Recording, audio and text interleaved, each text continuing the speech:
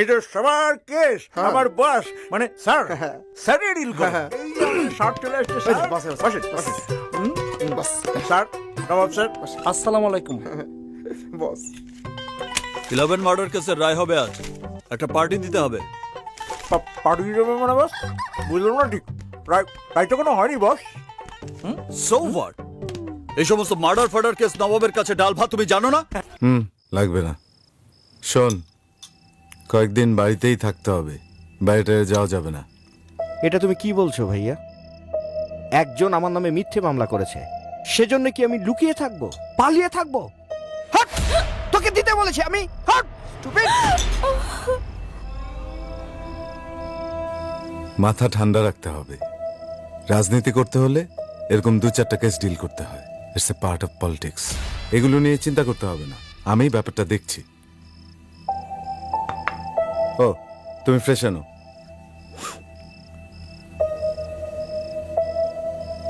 ঋতু, ওষুধগুলো নিয়ে আমার ঘরে এসো। পালিয়ে থাকবো? আমি কাওয়ার্ড, আমি কাওয়ার্ড।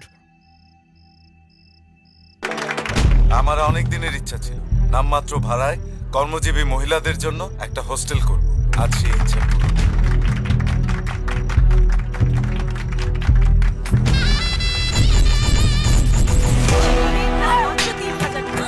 এক মাস থাকা খাওয়ার শুরু।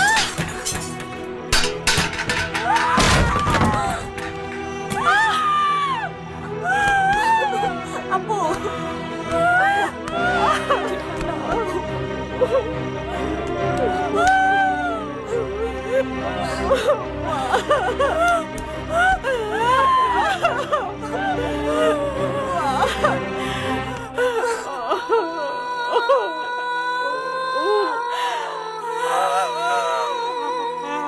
বস উনি আমার শ্বশুর। না শ্বশুর না, মানে শ্বশুর বাড়ির লোক। মার্ডার নাকি ধর্ষণ? না বস, তেমন কিছু করে নাই। উনার একটা জমি উদ্ধার করে দিতে। এত ছোটখাটো ব্যাপার আমাকে বলতে হবে? এই নবাব এলএলবি সামান্য জমি জমার ব্যাপারে আদালতে দাঁড়াবে? রাবিশ! এটা তো আবার 36 নম্বর অ্যাসিস্ট্যান্ট কিরমিনেই পারে।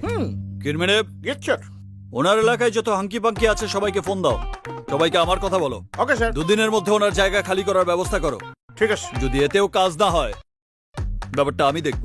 জি স্যার আমি এক্ষুনি করতেছি স্যার স্যার, সামান্য কিছু চা পানি খাবেন? আপনার কষ্ট হলে টাকাটা নিয়ে যান, টাকা পয়সা কোনো ফ্যাক্ট না। তাছাড়া আমি এত ছোটখাটো কেসের টাকা নিজের পকেটে রাখি না। মানুষকে ন্যায় বিচার পাইয়ে দিতে পারলেই আমি সন্তুষ্ট। ঠিক আছে। কামাই যাবো, যান যান আসসালামু আলাইকুম। যান যান।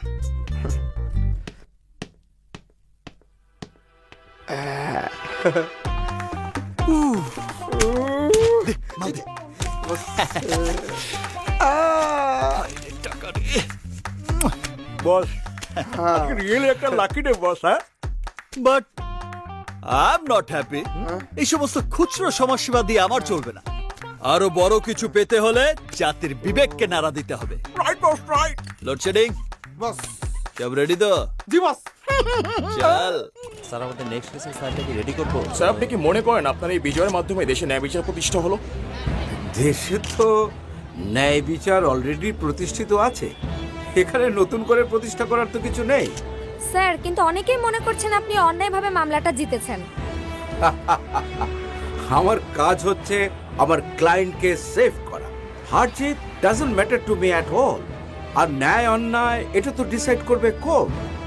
আজকে তাহলে যুক্তি আর আইনের ধারার কাছে হেরে গেল না সত্য? সত্য যদি ভেতর বাহির নিংড়ানো না হয় তাহলে তো এটা নিয়ে কথা বলা মুশকিল। আমি আর স্যার, কথা একটা বলতে কোশ্চেন পারছি স্যার না। প্লিজ। না না না, thank you very much, thank you thank you.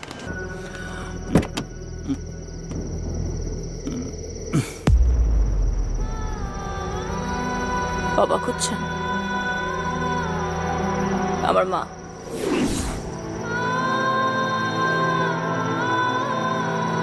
তার কেস নিয়ে আসছি, মার্ডার কেস। নেবেন?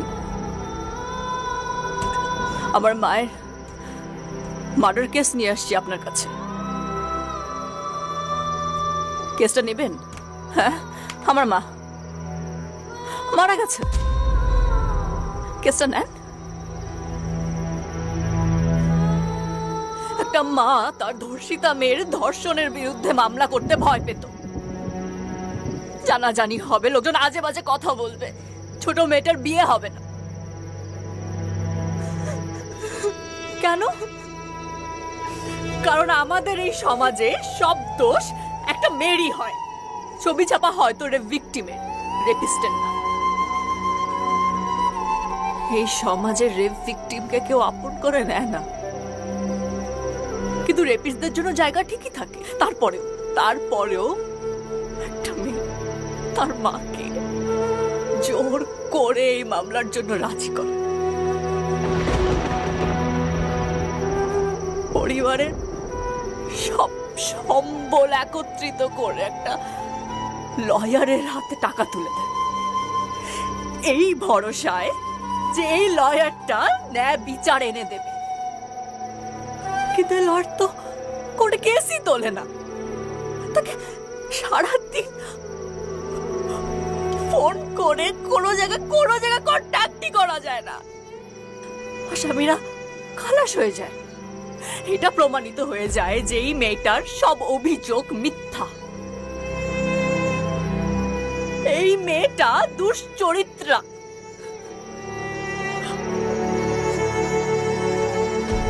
মা পারে না সহ্য করতে। মা মরে যায়। এই মৃত্যুর জন্য দায়ী কে? এই মেয়েটা, ওই রেপিস্ট লোকগুলো, এই সমাজ, নাকি আপনি? কোথায় যাচ্ছেন আপনি? জবাব দেন। কে দায়ী? কে দায়ী? আমার মার মৃত্যুর জন্য কে দায়ী? নেন মামলাটা নেবেন না? হ্যাঁ, অনেক টাকা দেব, আপনি যত চান সব দেব। আপনি পারবেন না। এই মামলা নেওয়ার ক্ষমতা আপনার নাই। না এই মামলা নেওয়ার ক্ষমতা আছে, না মানুষের কষ্ট বোঝার ক্ষমতা আছে। আজকে যদি আপনার একটা মা থাকতো, তো একটা মাকে কষ্ট দেওয়ার আগে আপনার বুক কাঁপতো। যদি একটা বোন থাকতো, বোনের ইজ্জত কি তা বুঝতেন। আপনি শুধু এতিম না, আপনি ওই রেপিস্ট গুলার চেয়েও বড় নিকৃষ্ট। আপনি শুধু আমার মাকে মেরে ফেলেননি, আপনি এই দেশের সে সকল পুরুষরূপী কাপুরুষদের দিয়েছেন রেপ করার লাইসেন্স, আর সব মেয়েদের করেছেন মুখ সিলগালা। Thank you. আজকের পর আর কোনো মেয়ে প্রতিবাদ করবে না। Thank you.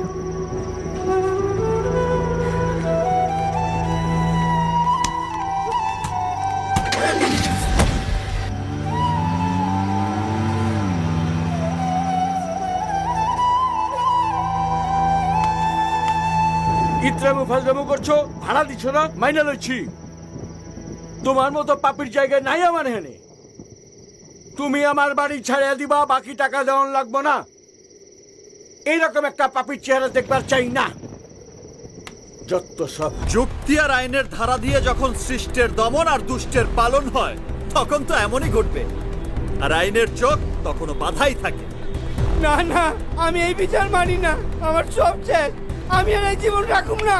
না না, আমি কালো পোশাকটা বিশ্বাস করি না। এই পোশাকই আপনাকে চোখে একটা কালো পর্দা পরে রাখছে। সত্য মিথ্যা আপনারা বুঝেন না। না ভাই, সবাই আজহার সাহেবের মতো অন্ধ না। আপনি আমাকে বিশ্বাস করুন। কি পারফরমেন্স বসে, হ্যাঁ দেখছিস না? আর বসের ফিট করা লোকটা সেই অ্যাক্টিং করতেছে, আর আঙ্গ বাজার তো জবাবই নাই।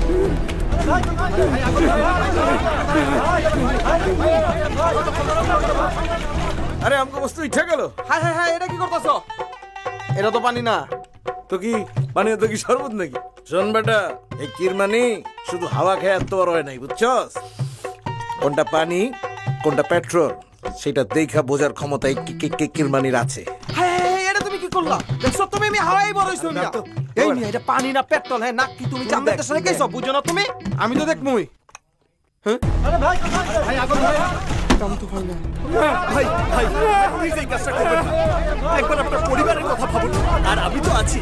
তাইলে বসে যেটা নিয়ে খেলতে আসছে তাইলে এটা তো পেট্রোল। শান্ত হন ভাই, শান্ত হন। আপনার কেস আমি বিনা পয়সায় লড়ে দেবো, আপনি কোনো চিন্তা করবেন না। এই নিয়ে যাও ওনাকে, যাও যাও যাও। সত্যি আপনার দুঃসাহস দেখে আমরা অবাক। আপনার নাম কি? নবাব, নবাব এলএলবি। আজকাল আপনার মতো মানবপ্রেমী লোক সত্যি খুব কম দেখা যায়। সত্যি কি আপনি লোকটার জন্য আইনি লড়াই করবেন? অবশ্যই লড়বো। সবকিছু টাকা দিয়ে কেনা গেলেও এই নবাব এলএলবির সততাকে টাকা দিয়ে কেনা যায় না। তোর কিন্তু ছিড়া ফেলাবো। চল ধরতে।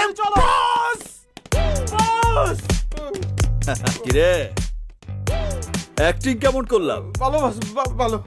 হাপ, শুধু ভালো? আরে জাতির সামনে যে ডায়লগ দিলাম তাতে তো আমার ন্যাশনাল অ্যাওয়ার্ড পাওয়ার কথা। কিরে পেট্রোলের গন্ধ পাচ্ছি কোত্থেকে? তুই কি আজকাল পানের সাথে পেট্রোল